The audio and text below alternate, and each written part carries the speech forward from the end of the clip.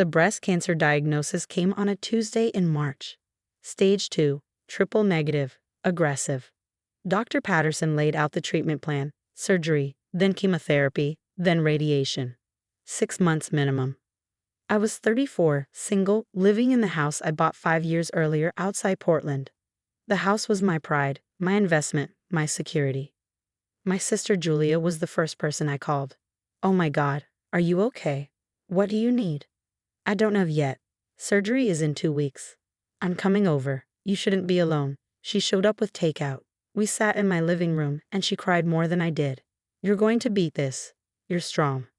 The lumpectomy went well, but the chemo protocol was brutal. 8 rounds, every 2 weeks. I started in April. Julia came to my first infusion, sat with me for 4 hours, drove me home, made me soup, seemed genuinely supportive. By the 3rd round, she'd moved into my guest room. "You need someone here. What if you fall?" I was too tired to argue. The chemo was destroying me.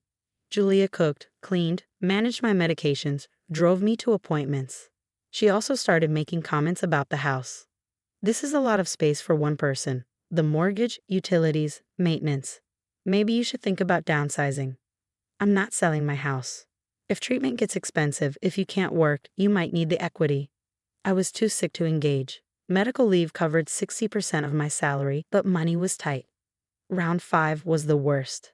I ended up hospitalized for 3 days with a fever and dangerously low white blood cell count, neutropenic sepsis. They pumped me full of antibiotics and monitored me constantly. Julia visited daily, brought me things from home, updated my friends, managed everything. And apparently took photos of my house. I discovered this by accident. I was in the hospital, bored and scrolling through my phone, when I got a Google alert I'd set up years ago for my address. Someone had listed a property in my neighborhood. Curious, I clicked the link. It was my house, on Zillow, listed for $495,000. I stared at the screen, certain I was hallucinating from the fever or the medications. But no. There were photos of my living room, my kitchen, my bedroom, professional photos, a detailed description, open house scheduled for Sunday. I called Julia. "Hey, how are you feeling? Why is my house listed for sale on Zillow?" Silence. "Julia, why are there photos of my house on a real estate website?" "Oh, that. I was going to talk to you about that." "Talk to me about selling my house without my permission? You're really sick, Sarah. The doctor said your white blood cell count is critically low. You might not be able to continue treatment. I talked to a realtor friend, and she said we should list it now while the market's good. Before you get sicker." "Before I get sicker? You mean before I die?" "That's not what I meant." "Then what did you mean?" "I'm trying to help you. If you can't keep up with the mortgage, if treatment bankrupts you, you'll lose the house anyway. This way, you can sell it on your terms. Get the equity. Use it for medical bills." I didn't agree to this.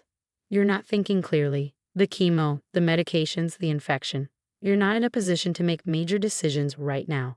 I'm trying to protect your interests." "By selling my house without telling me?" "I'm telling you now, and honestly, Sarah, you need to be realistic. You might not be coming home. The doctors are worried. Your counts are really low. You might need to go into long-term care, a hospice situation. In that case, what's the point of keeping an empty house?" The words hit like a physical blow. "You think I'm dying. I think you're very sick. And I think someone needs to make practical decisions." "Someone, or you specifically?" "I'm your sister. I'm your emergency contact. I'm the one who's been taking care of everything. I'm trying to help." I hung up. My hands were shaking, but not from the fever. From rage, from betrayal. Julia wasn't preparing for my possible death. She was planning for it. Hoping for it, maybe. My house was worth nearly $500,000. If I died and she was my next of kin, she'd inherit everything. But I wasn't dead, and I wasn't going to let her steal my house. I called my lawyer, Thomas, a college friend who'd handled my house purchase and my will. He answered on the 3rd ring. "Sarah? How are you? I need your help. My sister is trying to sell my house without my permission. She's listed it online. She told the realtor she has authority to sell it." "Does she have power of attorney?" "No, I never gave her that." "Then she has no legal authority. I can send a cease and desist to the realtor immediately." "But Sarah, we should talk about protecting your assets. If you're worried about your sister trying to control your property, we need to take steps." What kind of steps?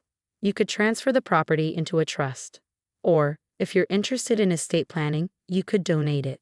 Get the tax benefit while you're alive and ensure it goes where you want it to go. Donate it? To whom? Well, given your situation, you might consider a cancer research organization. There's the Northwest Cancer Research Institute here in Portland. They accept property donations. You get a significant tax deduction and ensure your sister can't touch it.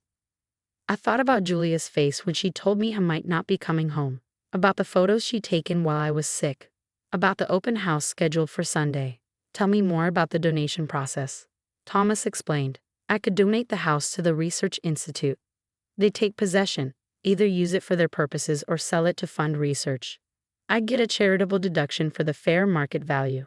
The transfer would be immediate and irrevocable. Do it, I said. Draw up the papers. I'll sign them as soon as I'm out of the hospital. Sarah, are you sure? This is your home. My home that my sister is trying to steal. Yes, I'm sure.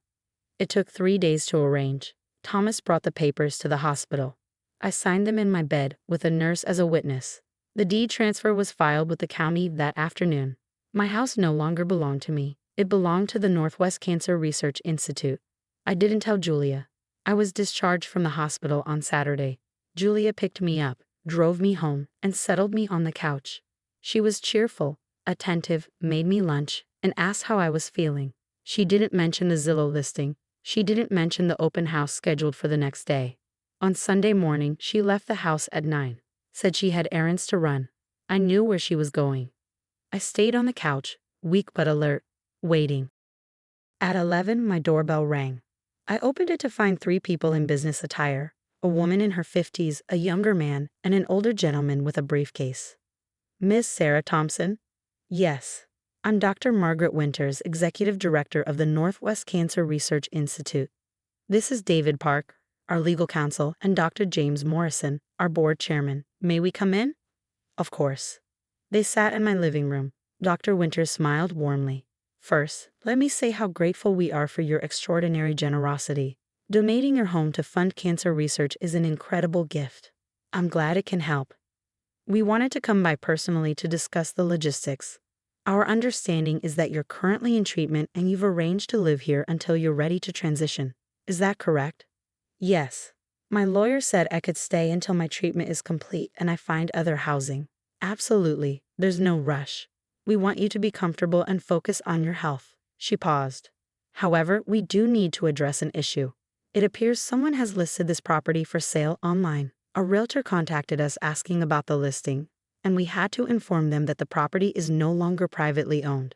It belongs to our institute. That would be my sister. She listed it without my permission. We thought it might be something like that. Our legal counsel will handle it, but we wanted to meet you and make sure you're okay. The doorbell rang again. I opened it to find Julia, her face flushed and furious. What the hell is going on? The realtor just called me screaming about fraud. She said the property isn't for sale. She said I don't have authority. She's threatening to report me. She pushed past me and saw the 3 people in my living room. Who are you? Dr. Winters stood, extending her hand. Dr. Margaret Winters, Executive Director of the Northwest Cancer Research Institute. You must be Julia. Julia's face went white. What? We're the legal owners of this property. Sarah generously donated her home to our organization last week. The deed has been transferred and recorded. This house belongs to the institute now. That's impossible. Sarah's sick. She's not capable of making decisions like that. On the contrary, David Park said, standing. Ms. Thompson was evaluated by her medical team and deemed fully competent. She consulted with legal counsel, understood the implications, and signed the transfer documents of her own free will. The donation is legal and binding. Julia turned to me. You gave away your house? You gave it away? I donated it to cancer research, so it could help people. You're insane. The chemo has made you insane. You just gave away $500,000. I gave it to an organization that's trying to cure cancer. Something you might care about if you actually cared about me instead of my assets. I do care about you. I've been taking care of you for months. You've been waiting for me to die so you could inherit my house. You listed it for sale while I was in the hospital fighting sepsis. You told people I was too sick to come home. I was trying to help you. You were trying to help yourself. Dr. Morrison spoke for the first time, his voice gentle but firm. Ms. Thompson, I think it's best if you leave now. You have no legal standing here. This is not your property. Sarah is my sister. This is her house. Was her house, David Park corrected. Now it belongs to the Institute. If you continue to claim ownership or attempt to sell the property, we will pursue legal action for fraud. Julia looked between all of us, her face cycling through shock, rage, and something like panic. You can't do this. Sarah, you need me. You can't survive on your own. You're sick. You need someone to take care of you. I needed someone to support me while I fought cancer. What I got was someone who took photos of my house and put it on Zillow. Those aren't the same thing. I'll contest this. I'll get a lawyer. I'll prove you weren't competent to make this decision. You're welcome to try, Thomas said, walking in from the kitchen where he'd been waiting.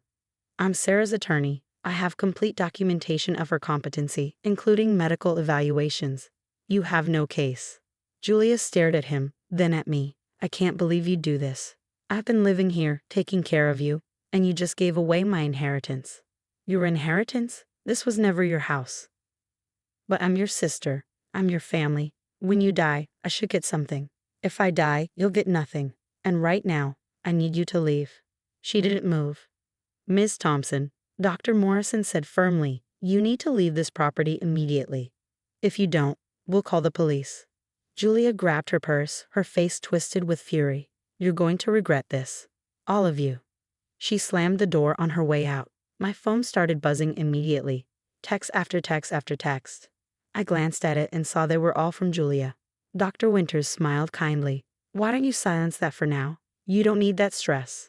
I put my phone on silent, but I could see the notification count climbing. 10 messages, 20, 50. By evening, it had reached 167 messages. I didn't read any of them. Thomas advised me to keep them as evidence in case Julia tried to pursue legal action, but not to engage. Dr. Winters and her colleagues stayed for another hour, going over the details. I could live in the house rent-free until I was healthy enough to move. They'd cover the utilities and maintenance. They were in no rush to sell the property. Their priority was supporting my recovery. This is an unusual situation, Dr. Winters admitted. We don't often meet our donors during such difficult circumstances. But your generosity, even while fighting your own battle, is remarkable. I just wanted to make sure it went somewhere meaningful, not to someone who was waiting for me to die. Well, it will certainly be meaningful. Your donation will fund years of research. You're quite literally helping to save lives. After they left, I sat alone in my living room. My house that was no longer mine, my home that I had given away to spite my sister and help others. My phone was still lighting up with messages, 167 and counting. I thought about Julia at that first oncology appointment, crying, promising to help me through this.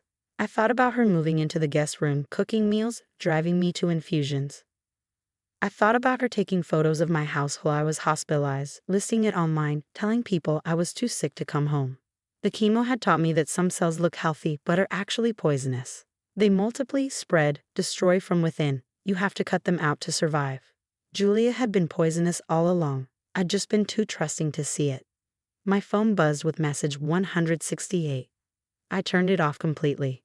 3 months later, I finished chemotherapy. The scan showed no evidence of disease. I was in remission. I moved into a small apartment, started rebuilding my life, and eventually went back to work. The Research Institute sold my house for $510,000. Every penny went to cancer research. Julia sent a final message through my aunt. I can't believe you gave away everything out of spite. But it wasn't spite, it was survival. I'd learned that you can't let poisonous people destroy you while you're fighting to live. Sometimes the best treatment plan isn't just for the cancer in your body, it's for the cancer in your family too.